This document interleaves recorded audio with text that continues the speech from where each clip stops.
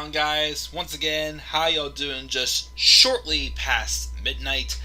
This is the Club of the Man 1993, and we are live once again for another live review as I get caught up with my wrestling content for the week. We're going to talk about last night's edition of Friday Night Dynamite. I missed the announcement. Let me double check. AEW Dynamite schedule June 2021. I did fall asleep during the main event. I will be real with that. Let me see here.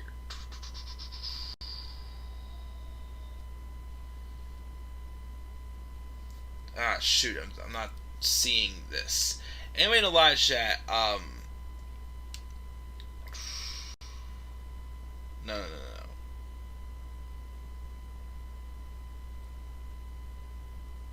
Where is it? Crap. I cannot remember.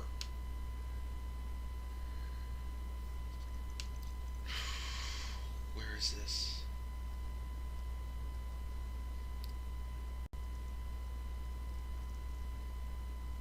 Well, it looks like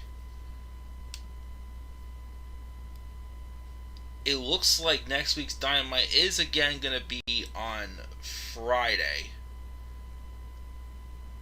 Yeah, it's going to be on Friday again next week. Okay.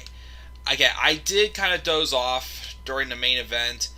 Again, I did kind of doze off a little bit because I was tired after SmackDown during this show. But, still thought it was still was able to, get a good idea of it.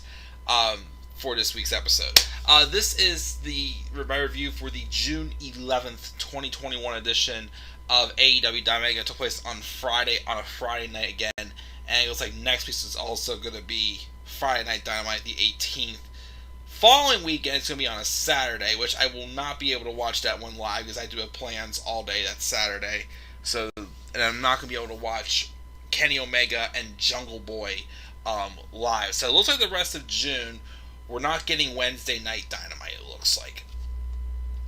Oh well. Anyways, but we're going to talk about this week's episode. Overall, kind of like a cool down episode of Dynamite. It wasn't horrible, but just one of those shows that not too much really happened. A little bit of storyline development, but I'd say it was not one of the most must-see, most exciting episodes of Dynamite recent memory. And that's okay. Again, not every show of Dynamite is going to be, memorable. This one just didn't have much happening in it. A lot of, enhancement matches, I felt. But it was a show, again, and as Tyler said in live chat, it was a cool-down show. Obviously, it was hot with, the build for Double or Nothing. Double or Nothing itself was huge the way it was. Last week, of course, was hot with the debut of Andrade El Idolo. So this week, kind of cooled down. And like I said, that's okay. It happens. Not every episode of Dynamite is going to be, the most memorable, must-see show ever. It had something that made me look forward to, though, looking down the road, but to me, it was just there. But we'll talk about it still and review it real quickly, as I do have one or two things I got to do before I go to bed, and I got to get up at 7:30 for a softball game. But we'll see where it goes, of course. But, Tyler gave it a C. Bring back brand pay-per-views for Raw and SmackDown. As I always said, for WWE, the pay-per-view should be 1 month a Raw show. The next month, a SmackDown show. And the big fours like, WrestleMania, SummerSlam, Rumble. Screw Survivor Series, because I'm tired of that being Raw versus SmackDown. Money in the Bank, I feel like should be the big four pay-per-views where all four brands should be fighting are Royal Rumble, WrestleMania, Money in the Bank, and SummerSlam. Those only. Survivor Series, no, because I'm tired of that being a lazy Raw and SmackDown storyline. But again, we're not here to talk about WWE. We're here to talk about AEW. Let's go through the show and talk about it. we opened up in the ring. We opened up with a match with Christian Cage taking on Angelico. And, decent match. Christian Cage would win. But this story, I guess this is more meant to further on a storyline they're teasing with Matt Hardy and Christian Cage. That match is probably going to take place sometime in July. Because on this show also, the first, schedules for the July shows, which actually, of course, are going to be the first ones of AEW back on the road, except they're not going to be in episodes of AEW Dynamite. Well, they technically will be Dynamite episodes, but they're going to be like special feature shows. Like the first one, I think July 7th, I think it is. July 7th is going to be Road Rager. The second one is going to be the next 2 weeks following that will be 2 weeks of Fyter Fest. So you can guarantee NXT may try to fire back on Tuesday nights with something big too, but I don't know, now that they're not really in head-to-head competition anymore, they may not do that. Who knows? But Fyter Fest will be for 2 weeks, and then the fourth week of July, it'll be Fight for the Fallen. So basically, all specials. So no Dynamite for a month, but just some AEW specials. Even though they're technically still episodes of Dynamite, they have these special feels. Definitely, this is kind of get the road on fire. Basically, whenever they hit the road again and leave Daly's place in Jacksonville, as they've been there the whole time. So I'm assuming most of these matches, which I'm still surprised that they're not saving Kenny Omega and Jungle Boy for Fyter Fest. But I know they set up some match. I can't remember what it was with Cody Rhodes. I think already for Road Rager. I think, but I can't remember. But they're going to have Kenny Omega and Jungle Boy on the Saturday night edition of Dynamite on June 26th. But I was just like, why save that for one of those shows when they hit the road again in July? Night 2 of Fyter Fest, maybe. But instead, they're having it on a Saturday episode of Dynamite. Okay, but we'll see. But one of those shows, we're probably going to get in a match with Matt Hardy and Christian Cage. Possibly. Quite possibly. After the match, Christian Cage was ambushed, but he was saved by Jungle Boy. We also have a segment where Tony Schiavone reveals that there will be a tag match next week. I think QT Marshall and Anthony Ogogo, I can't remember for sure who it was, are going to be against Cody Rhodes and Brock Anderson, the son of Arn Anderson, which is interesting. Could this maybe start to lead to a tease with Cody and Arn splitting up? Because I don't see... I know people are saying they think Cody Rhodes should turn heel. But I don't know if, again, I may not know Arn Anderson as well as most of you wrestling fans. I don't see them instantly having Arn Anderson, come in and instantly turning on his own son. So even though I'd hate to, I agree, it may be time for a Cody Rhodes heel turn, but I just don't know if I see them having Arn Anderson turn on his son immediately. So it could be Arn turning on Cody with Brock, and they have, Brock and Cody have a feud within, those 4-week, show specials, maybe, if you know what I mean. So we'll see where that goes. Death Triangles, Pac and Penta El Zero Miedo and Eddie Kingston took on the Young Bucks and Brandon Cutler. I couldn't remember the third member in the match for the match this week from that last week, but it took on them in another match. Obviously, Death Triangle still have still enemies with Young Bucks. Eddie Kingston obviously is trying to get his revenge for what he did with Jon Moxley. But then afterwards, of course, after The babyfaces win. The Elite and the Good Brothers attack everyone. But of course, joining the party was Frankie Kazarian, who again has been obsessed with getting his hands on the Young Bucks and the Elite because of them, because of that loss to them, SCU is no more. Again, Scorpio Sky is off doing his own thing with Ethan Page. We have Christopher Daniels hasn't been seen since he could retired. So Frank Kazarian's on his own and trying to get his revenge on the Young Bucks for ending SCU. So again, I don't know if that will lead to maybe some sort of a title match. I mean, I know they're ordering Jungle Boy and Kenny Omega, but I'm pretty sure there'll be another title match at some point within those specials. So clearly, Frankie and Kenny fighting Fyter Fest Night 2, or even Fight for the Fallen, maybe. One of them possibly, but as always, we'll see. The Pinnacle basically have a promo where they fire back and respond to the Inner Circle, basically saying they're going to go through a summer of violence, basically, and how this ain't over. They each take turns, making their speech. Obviously Sean Spears goes after Sammy Guevara, saying how Sammy ain't no hero and he is.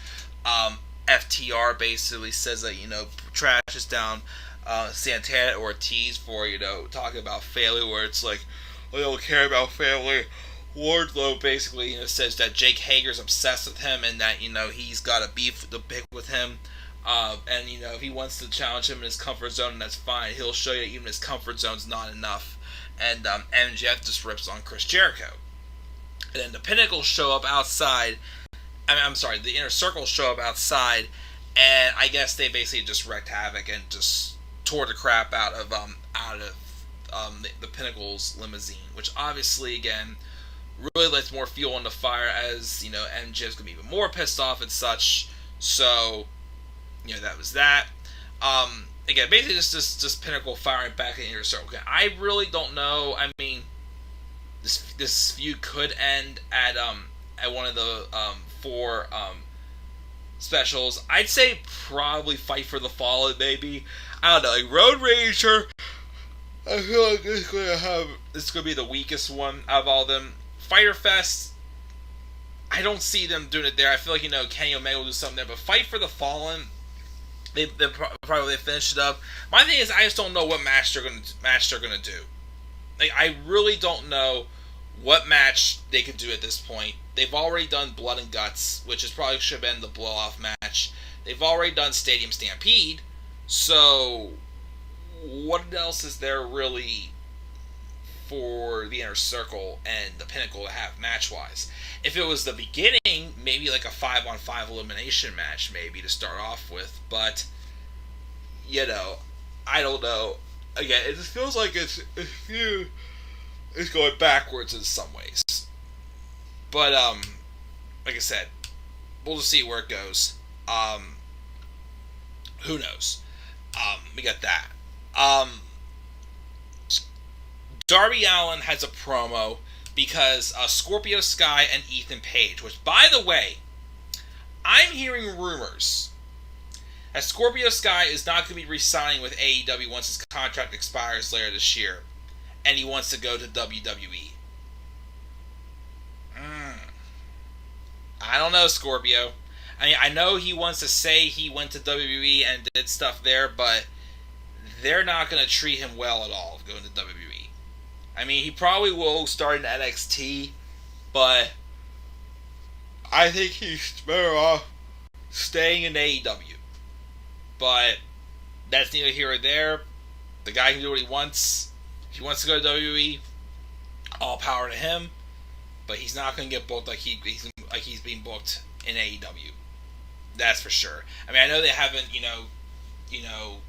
they still have more to offer with Scorpio Sky, but I don't feel safe about going to AEW. I mean, for going to the WWE, but again, that's his call. But anyways, so Ethan Page and Scorpio Sky claims that Darby Allin relies on Sting too much. So they challenge Darby Allin to have a match and his own tag team partner against Sky and Page. Well, Darby Allin basically says he wants to prove that he doesn't need Sting and he doesn't need anyone else. He can take on both of them by himself in a handicap match. So he asks Sting to stay home next week. I'm pretty sure somebody's showing up in that match. I know Sting said they told Sting to stay home, but could be someone else. I don't know who, but we'll have to wait and see if someone else shows up or what, or if it just ends up being just a handicap match, or if Sting does come out. And again, this could be them maybe starting to build tensions with Darby Allin and Sting, which I'm pretty sure that is a match that they're not gonna have for like just a regular free TV special on Wednesdays in July. I'm pretty sure Sting and Darby Allin is gonna be saved for All Out at the earliest. That's gonna be saved for like a big, $50 worth pay-per-view. That match is not gonna should not be on a weekly televised show. Just saying. We had a match also where Miro defeated Evil Uno in a solid match for the TNT Championship. My thing though was obviously again every time the Dark Order has had a match with a TNT title, they always go back to Brody Lee and just talk about him. And in this match, they had the Dark Order stand at ringside towards the end of the match, the last like 5 minutes, rooting on Evil Uno. And I was just like, dear God, like I want to see Miro have a long title reign. But dear Lord, did that just give me just like the gut-wrenching sympathy of like, come on, just the moment's there for Evil Uno, just give it to him.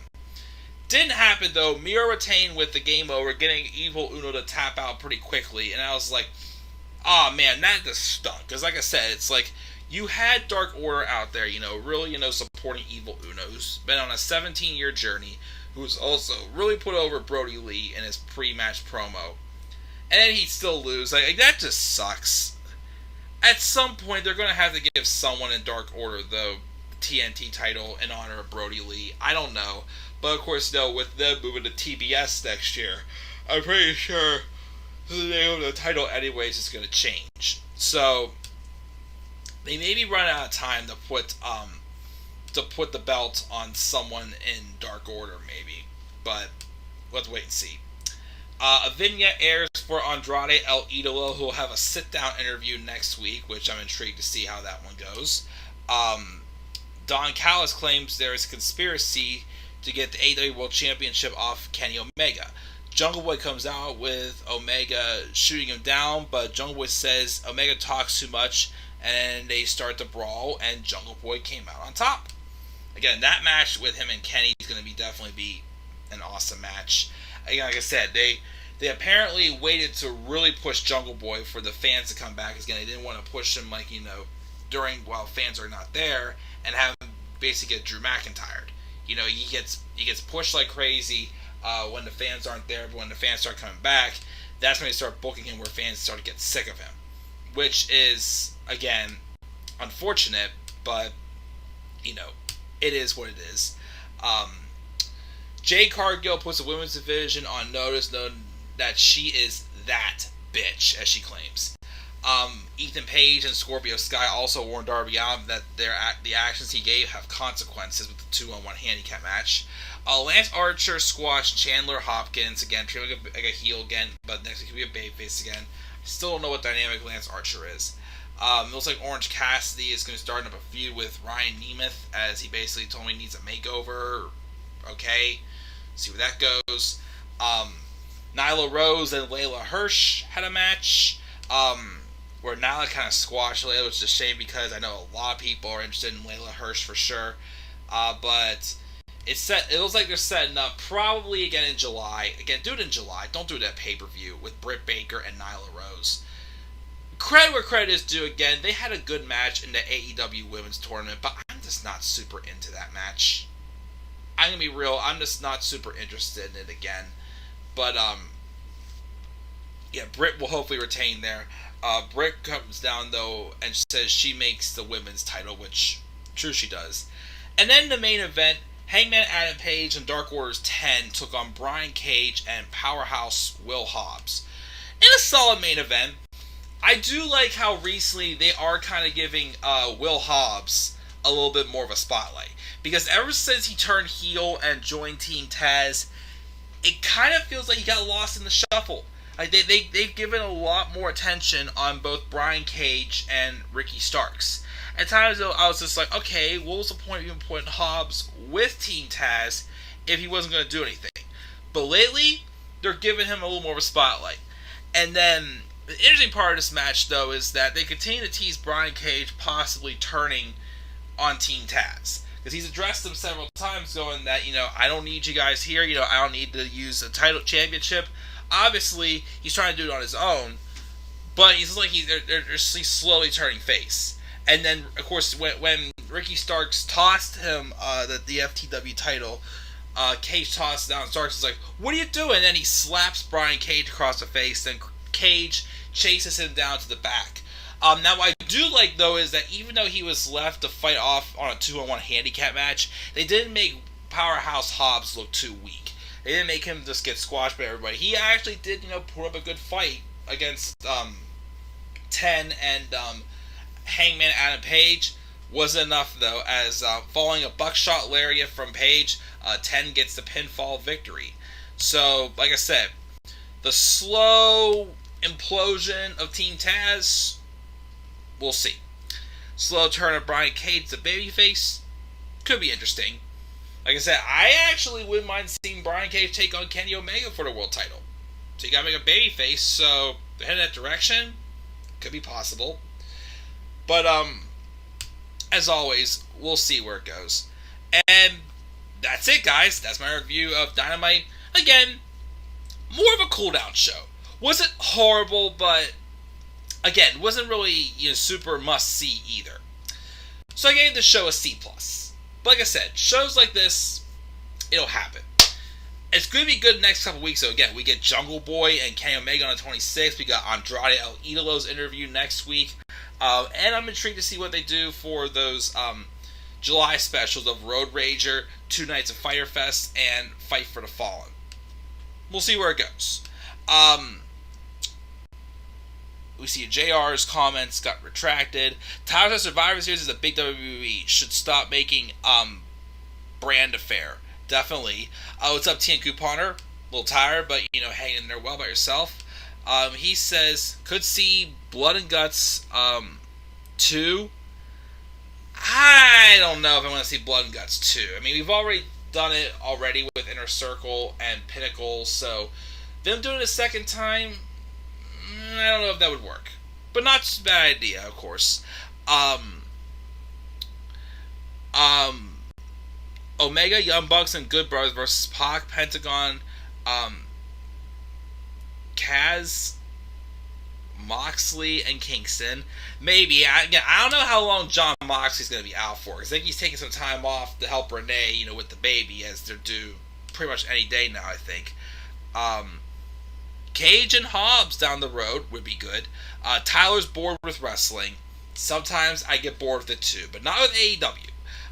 The Rock returns at Survivor Series versus 25-year career as a rumor, he heard. Ooh. That won't be bad. Maybe set up for a match with him and Roman at Mania. Ooh. We'll see if that happens. He gave it a C+ also, and he's looking forward to fresh matches with Andrade. Oh, yes. Like I said, opening match, AEW All Out. Andrade El Idolo versus Rey Fenix. That's what I'm hoping for. But, yep, that's going to do it, guys. I got to get up at 7:30, so I'm going to get to bed. Well, watch church first, and I'm going to go to bed, because I'm going to be going to my girlfriend's all day after my 9 a.m. softball game. And then, of course, start the week with some voluntary overtime. So, yeah. I'm going to try my best, well, first off, to not get stuck on a video game for 4 days trying to pass one part and get screwed. And then, of course, just take it one day at a time. Hopefully I don't... I hate getting behind on these reviews, guys, but like I said, my life's busy now. Again, I have a job, well, 2 jobs, I have a girlfriend, I have people who actually want to get out now that, things are opening back up again. It's just busy. It's a busy time for me, guys, but, as always, I'm always here to still talk wrestling, even if I hate it like Raw. So, like I said, I'm not going to watch In Your House tomorrow. I'm going to watch it on Monday instead of Raw. And if I'm awake enough, I'll review it. And then we'll go from there for the rest of the shows. And that's going to do it, guys. That's my review of AEW Dynamite. Again, gave it a C+. Cooldown show, which is fine. What are your thoughts on AEW Dynamite? What matches do you want to see during Road Rager, Fyter Fest, and Fight for the Fallen? Make sure to leave your thoughts down in the comments section below. And be sure as always to slap a like on the video and subscribe. More content on my channel. Follow me on Twitter, DemandRyan3. With that, guys, I'm checking out. I'll see you guys most likely on Monday night for my NXT TakeOver In Your House 2021 review. And until then, guys, have a great night. See you all later. Peace out, everybody.